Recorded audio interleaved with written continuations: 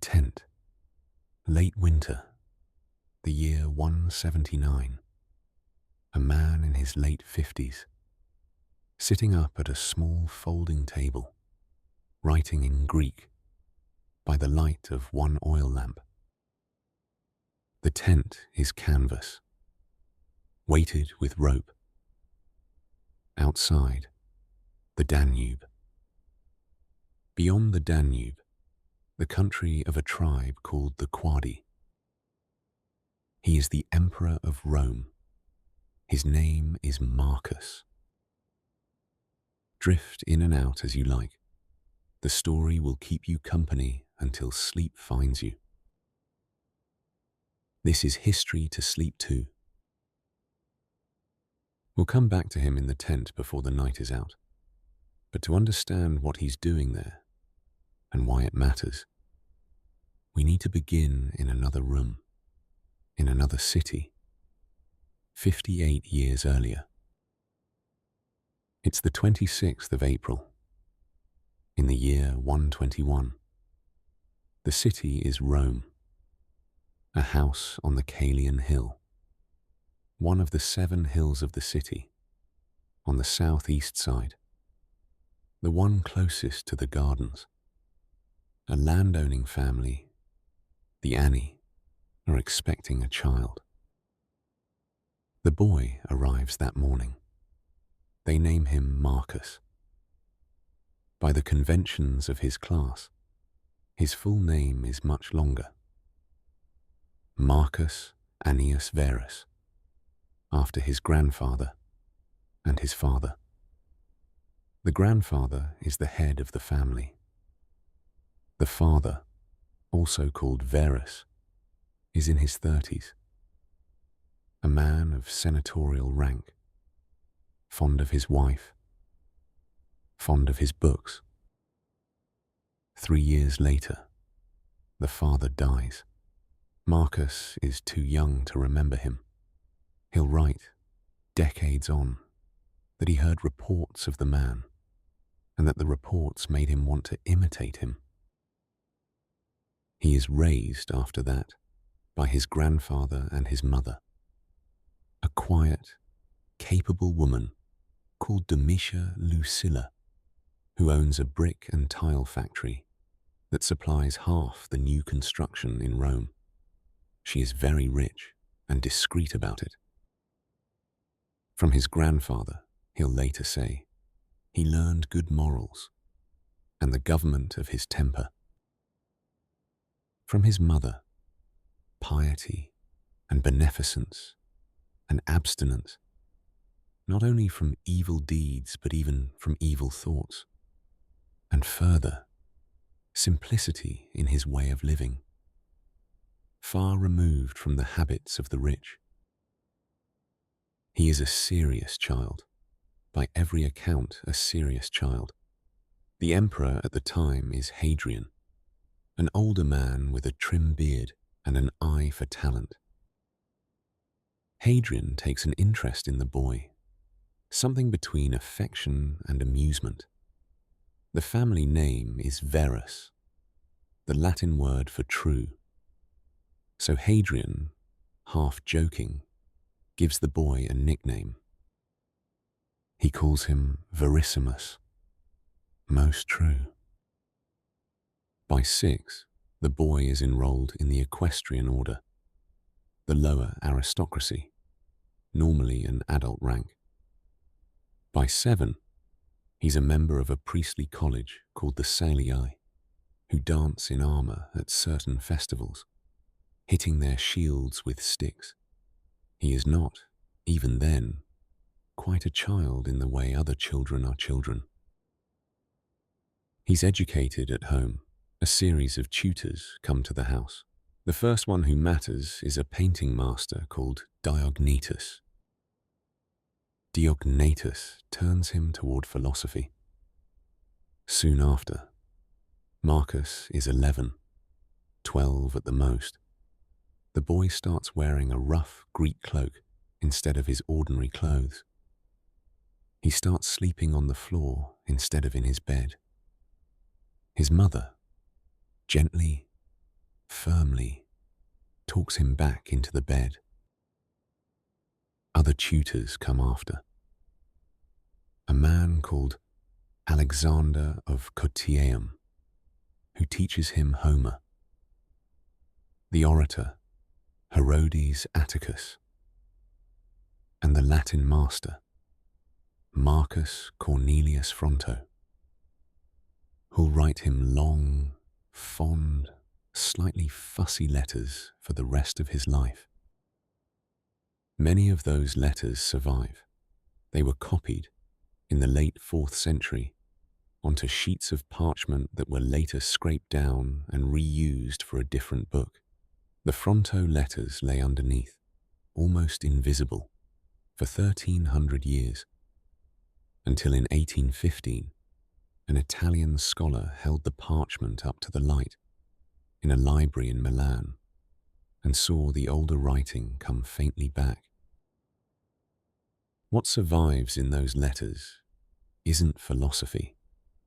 It's a young man writing to his teacher about ordinary things, about being unable to sleep, about visiting a country house at a place called Anagnia, south of Rome, in the early hot weeks of autumn, and helping bring in the grape harvest, and bathing afterwards, and going to bed, and waking again to the smell of the pressed grapes from the courtyard. Fronto, in his letters back, fusses about the boy's sleep. He writes things like, "Please, sleep as a free man should sleep. Don't rob yourself of sleep. Keep the boundaries of day and night distinct." Marcus, by all accounts, doesn't always listen. When he's 17, the older Emperor Hadrian arranges things. Marcus will be adopted by the next emperor, a man called Antoninus Pius, who is Marcus's uncle by marriage. Marcus is now the heir. He marries Antoninus's daughter, his cousin, a young woman named Faustina. They will have at least 12 children together over the next 23 years.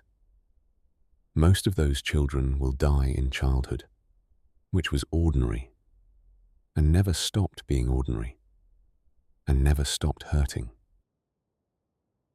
He likes her. Whatever later writers said about Faustina, and they said a great deal, mostly inventive, Marcus, in his notebook, will thank the gods for her twice, in passages that read like the kind of small, shy gratitude a person feels for someone they have actually lived with for a long time. He spends his 20s and most of his 30s at Antoninus's side, learning to be emperor by watching one. By all accounts, the older man is patient, dull, and good. By all accounts, Marcus loves him. 23 years pass in this way. 23 years of being the heir, and not yet the emperor. 23 years of being able mostly to read and study and write to Fronto and walk in the country and sit with his Stoic teachers. Of those teachers, the one who matters most is a man called Junius Rusticus. Rusticus is a Stoic philosopher of some reputation, an older man, sometimes severe. From him, Marcus will later say, he learned 3 things. First, that he should pay attention to what he was actually doing, and not to what he wanted other people to think of him. Second, that he should not write or publish flowery letters, or fancy speeches, or set himself up as a thinker in any showy way. And third, that he should read a small set of notes belonging to a Greek philosopher called Epictetus, who had been born a slave, who had walked with a permanent limp, and who had, in his own teaching, stripped the philosophy down to a single hard problem. There are things you can control, and there are things you can't. And the whole of a sensible life is learning to tell them apart. Rusticus lends Marcus his own copy of those notes. They are, more than anything else, the spine of the book Marcus himself will one day write. Then, in March of 161, after those 23 years of waiting, Antoninus Pius dies, in his sleep, in a country house outside Rome. Marcus, at 40, is the emperor of Rome. He does one unusual thing in his first act as emperor. He insists that his adoptive brother, Lucius Verus, be made co-emperor with him. Lucius is younger, less serious, fond of theatre and chariot races. Marcus doesn't need him as a co-emperor. By tradition, by law, by all expectation, he could simply rule alone. He doesn't. He shares the office, formally, until Lucius's death, 8 years later. It's the first time in Roman history that there have been two equal emperors at the same time. He does it, by every account, because Antoninus had asked him to. Almost at once, things begin to go wrong. There is a war in the east, against the Parthian Empire. Marcus sends Lucius to fight it. The war is won. The army comes home, and the army brings something back with it. The doctors of the time call it the Great Pestilence. Modern historians think it was probably smallpox or something close to it, a disease that produced fever, vomiting, a red and black rash across the entire body, and, in many cases, death within a week. It tears through the empire for 15 years. It kills somewhere between 5 and 10% of everyone alive in Roman territory. Historians now call it the Antonine Plague, after the emperors whose reign it ruined. Lucius Verus, Marcus's brother, catches it in 169 and dies on a journey north. And while the plague is still moving through the cities, the northern frontier breaks. Tribes on the far side of the Danube, the Marcomanni, the Quadi, the Eaziges, cross in numbers no one has seen before. They get further into the empire than any tribe in 200 years. Marcus, who has never wanted to be a soldier, who has never even been to a frontier, packs up the imperial household and goes north.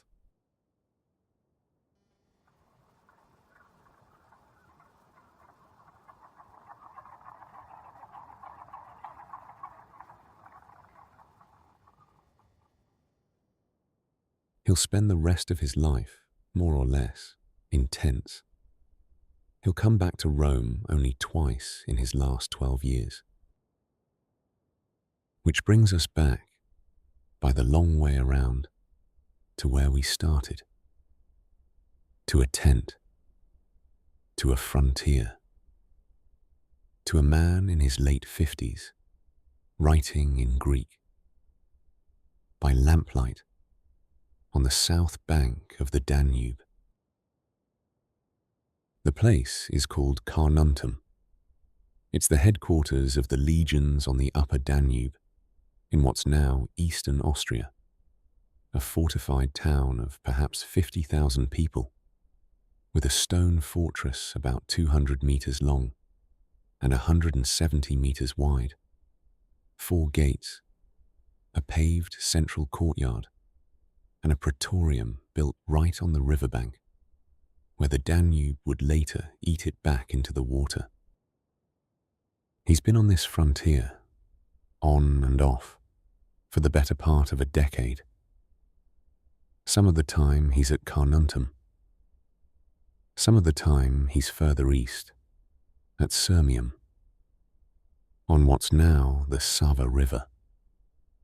In modern Serbia, some of the time he crosses the river into the country of the Quadi, where the writing actually happens. The campaigns themselves don't matter much for tonight. They're complicated, slow, and largely unwon. There are victories, at least one of them spectacular, when a column of legionaries trapped in summer heat without water seem to be saved by a sudden thunderstorm on the morning of a battle. People call it a miracle.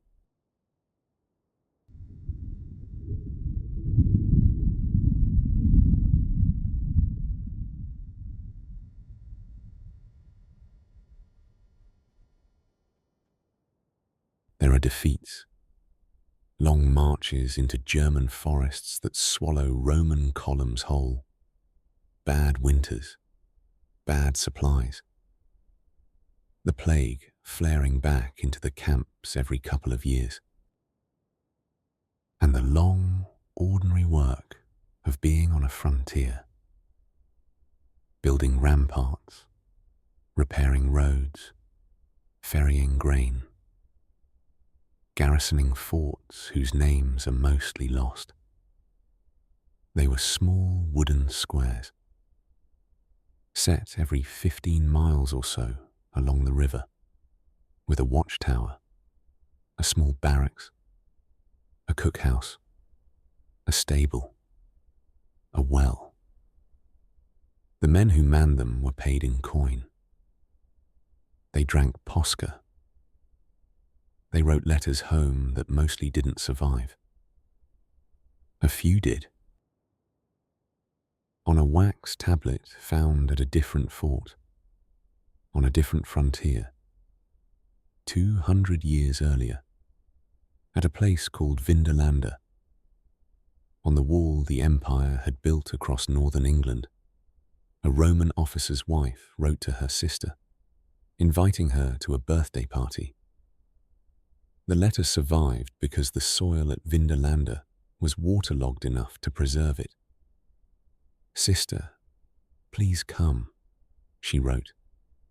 "It will be a happier day if you are here." No letter like that survives from Faustina to anyone. No private letter from Marcus to anyone either. Or if it once existed, the manuscript tradition lost it. What reaches us instead is the notebook. Through all of it, when the day's work was done, he wrote. The first book of his private notebook has, written underneath the last line, the words, "Written among the Quadi, on the river Granua." The Granua is what we now call the Hron. It runs through the middle of modern Slovakia, north into the Danube. He was, when he wrote those entries, on the wrong side of the empire's border, in enemy territory, in a tent. He's writing in Koine Greek, which by his time is the international language of philosophy, the way Latin would later be for medieval Europe. His Greek is good, but not literary. He doesn't try to be elegant. The sentences are sometimes a little awkward. The Greek of a man whose first language is Latin, and who is writing for himself, and not redrafting. He calls it simply things to himself. Ta eis hauton. Though the title we know it by is later, and not his. It's now called The Meditations. It isn't a book in the way we mean a book. It has no chapters. It has no argument. It moves between subjects in a single breath. He talks to himself. He reminds himself of things. He repeats things.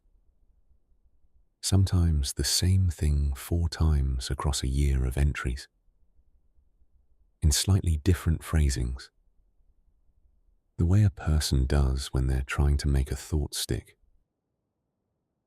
There are 12 sections, which are now called the 12 books. Some of them are long, some of them are very short. Book 1 is the gratitude list, the thanks to his grandfather, his mother, his teachers. Book 2 is the first of the books written at the front. The rest are scattered across his last decade. And he writes things like this: of human life, the time is a point, and the substance a flowing stream, and the perception dim, and the body itself a thing tending to decay. The soul, a whirl. Fortune, hard to read. Fame, without judgment. To say it all in a word, everything of the body is a stream, and everything of the soul is a dream and a vapor. And then, a few lines later, the answer he gives himself. What then is there which can guide a man? One thing, and one thing only: philosophy. Now, by every page of the surviving notebook, this isn't the philosophy you might expect from an emperor at war. The book has almost nothing to say about Rome itself, nothing about glory or triumph, almost nothing about the campaigns he was fighting every day. The Quandi appear once, by name, in passing. The plague never. His brother's death never. His own children's deaths only obliquely, in a single thank you to the gods that he was spared the worst grief, by which, scholars think, he probably meant going mad with it. He must have come close.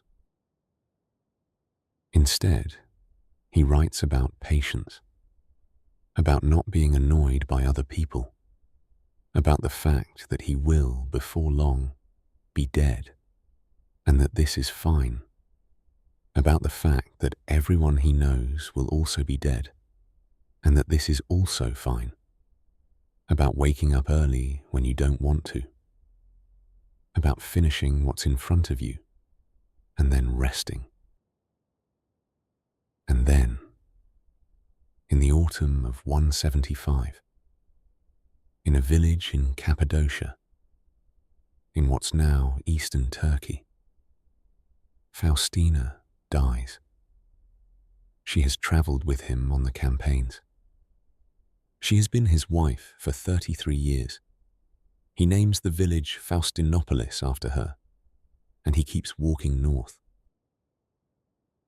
There's a passage near the start of the 4th book of the notebook, written somewhere in these years, that has stayed with people for nearly 19 centuries. He's writing to himself about how, when his work tires him, he wants to escape to a country house, a beach, a hill. But, he tells himself, none of that is necessary. Men seek retreats for themselves, houses in the country, seashores, mountains, and you yourself, he says, often want such things very much. But this is altogether the mark of the most common sort of man, for it is in your power, whenever you choose, to retreat into yourself. Nowhere can a person find a quieter, freer retreat than into their own soul, particularly when they have inside them such things that they have only to look at, and they are at once in perfect peace. He wrote that in a tent on a frontier, in a war he was losing more often than winning, the same year he buried his wife. He keeps moving. A few months later, in the east, a Roman general called Avidius Cassius hears a false rumor that Marcus has died. Cassius has been governor of Syria for nearly 10 years. Greek by speech, Syrian by birth. One of the men Marcus trusted most in the east. He has commanded armies through the Parthian War and through the worst years of the plague. When the rumor reaches him in Antioch, the question of what comes after Marcus is suddenly an open one. Marcus has a son by then. Commodus is 13. He has been named Caesar 3 years earlier, heir apparent, but not yet co-emperor. For nearly a century, the empire had been passed not by blood, but by adoption. Nerva to Trajan, Trajan to Hadrian, Hadrian to Antoninus, Antoninus to Marcus. 5 emperors in a row, none of them the biological son of the man before. The result had been the most stable stretch of imperial government Rome would ever know. Marcus, by raising his own son toward the throne, was breaking that pattern. Cassius, perhaps, thought he was correcting it. The eastern legions declared for him. Egypt declared for him. For about 3 months, by one count, 3 months and 6 days, there were 2 emperors of Rome, one of whom didn't know the other was alive. Marcus, by Pannonia, learned of it in early summer. He sent letters east. He gathered the household and started south with the army. There was no battle. Word travelled faster than the legions. Cassius's own officers, when they understood that Marcus was alive and marching, killed him in his bath and sent his head ahead toward the imperial column. Marcus, by all accounts, didn't celebrate it. The historians of the time describe him as pained the rebellion had begun and relieved it had ended without a fight. He had the head turned away, unburied, and gave orders to bury it elsewhere. Then he carried on east anyway, partly to inspect the provinces and partly to spare Cassius's family any vengeance. He pardoned them, formally, in a document that survives, in part, on a fragment of papyrus.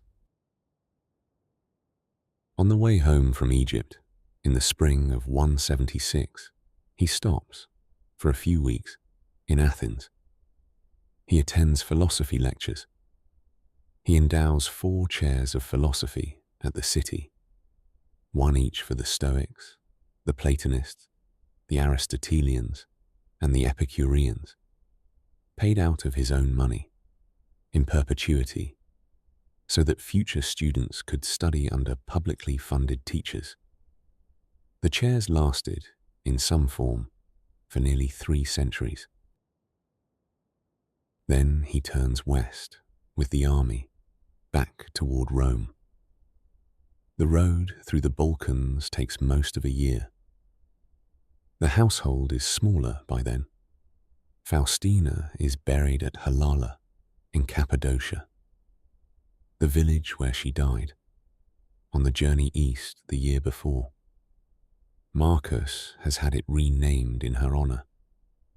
It will keep her name for as long as the empire stands. He arrives in Rome in the autumn of 176, He celebrates a triumph for the eastern provinces, the second of his reign. He stays in the city through the winter and through most of the year that follows. And then, in the autumn of 177, he does the thing that, if anything in his life is going to be argued over for the next 2,000 years, will be the thing argued over. He raises Commodus, then 16, to the rank of Augustus, co-emperor, equal in title to himself. From that day on, by every legal instrument the office allows, Marcus has made his son the next emperor of Rome. The line of adoption, which had kept the empire steady for a century, is broken. The historians of the time, and most of the historians since, will say it was the worst decision he ever made. But by then he is 56. His health is failing. The frontier is open again, north of the Danube. The Quadi have crossed the river. The Marcomanni have crossed the river. Whatever Marcus is going to leave behind, the time to leave it has narrowed. In August of 178, he and Commodus turn around together and go back to the Danube. He's at Carnuntum again by the autumn of 178. Then, when winter breaks, further north, into the country of the Quadi, on the Granua. The notebook is 12 books long by now. He's stopped, mostly, adding to it, but he keeps it on the table. By night, when the camp has quieted and the watch has changed, he goes back to his tent and to his table and to the notebook.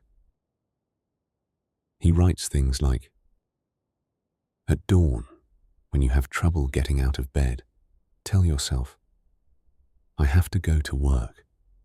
As a human being, what do I have to complain of if I'm going to do what I was born for, the things I was brought into the world to do?"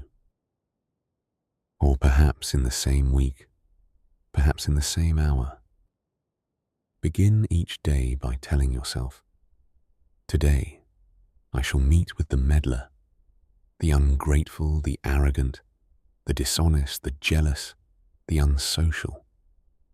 They are all this way because they cannot tell good from evil. But I, having seen the nature of the good, that it is beautiful, and the nature of the bad, that it is ugly, and the nature of the wrongdoer himself, that he is akin to me, I cannot be injured by any of them. And toward the end of the notebook, in one of the last books, whatever this is that I am, it is a little flesh and a little breath, and the part which governs. Throw away your books. Don't be distracted any longer. You haven't time. Remember, instead, that the only loss is the loss of the present. The only thing a man can lose is what he has, and what he has is only the present moment. And near the very end, soon you will have forgotten everything. Soon, everything will have forgotten you. It's a strange line to write down for yourself. It's a stranger line to read. He wasn't sad about it, as far as the record can tell us. He was, by every page of evidence, settled. In the spring of 180, he's 58 years old. He spent more than a decade away from Rome. He has buried, by then, 8 or 9 of his 12 children. Faustina has been dead for 5 years. His Greek doctor, Galen, isn't in the camp every day anymore. He is by every account calm.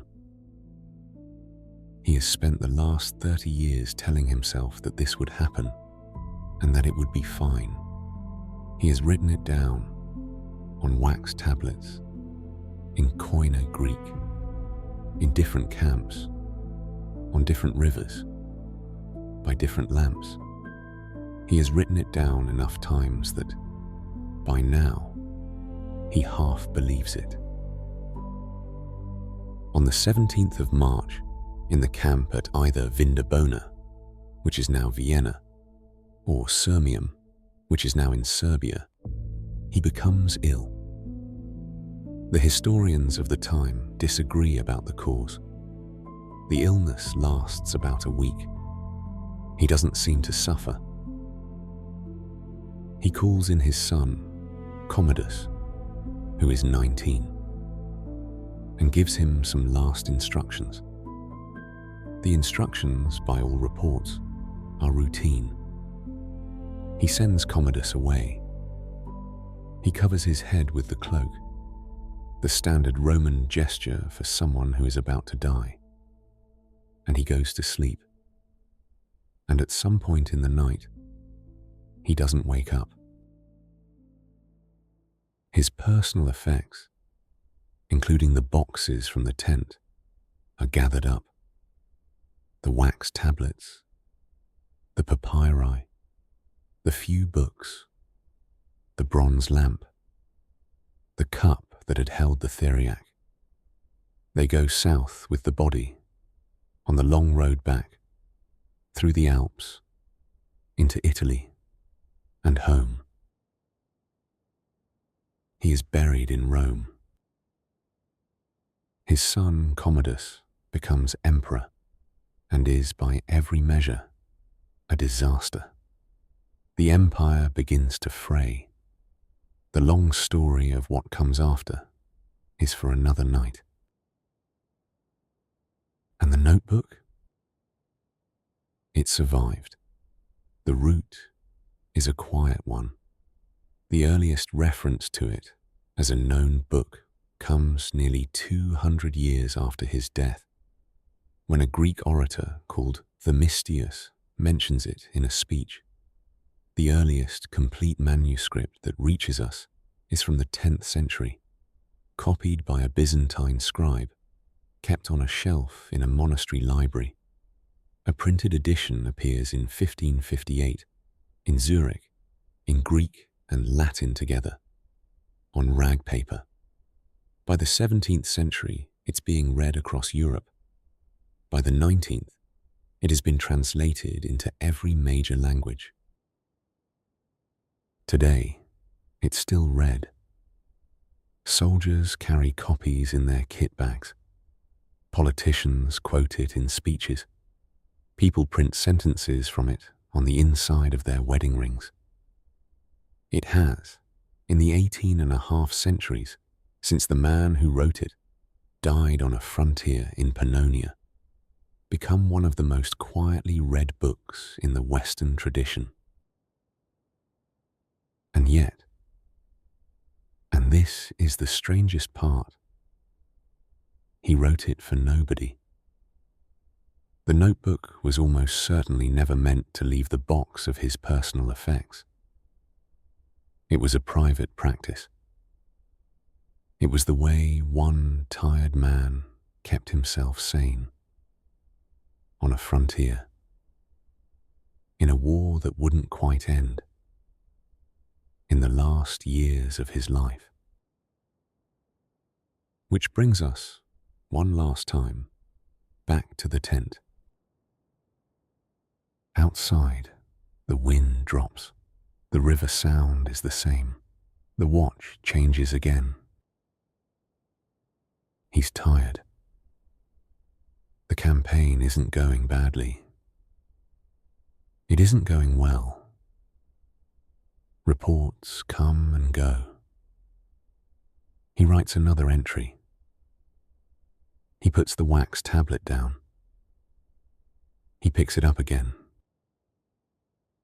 The lamp, the wax tablet, the Greek language he learned as a boy from a painting tutor, the cloak he started wearing at 11 and gave up only at his mother's coaxing, the wife, the children, the brother, the doctor, the soldiers, the river, the wind on the canvas, and the notebook, open in front of him, half full of small Greek sentences he's been writing to keep himself company while he runs an empire that is already, very slowly, starting to come apart. He is sitting up at the table. The lamp is still lit. The wind has dropped.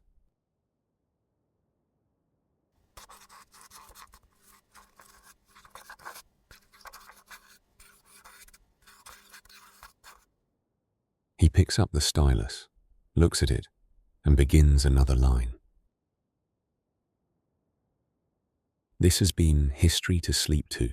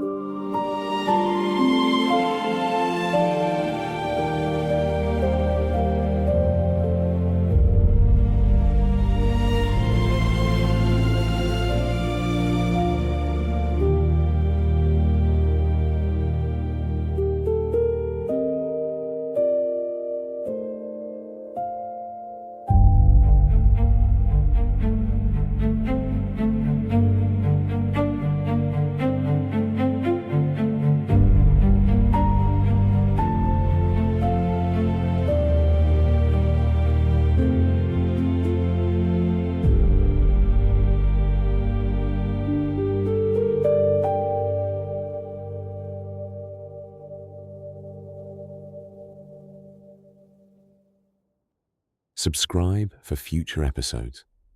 They're dropping twice a week. Produced by Stupid Human Limited.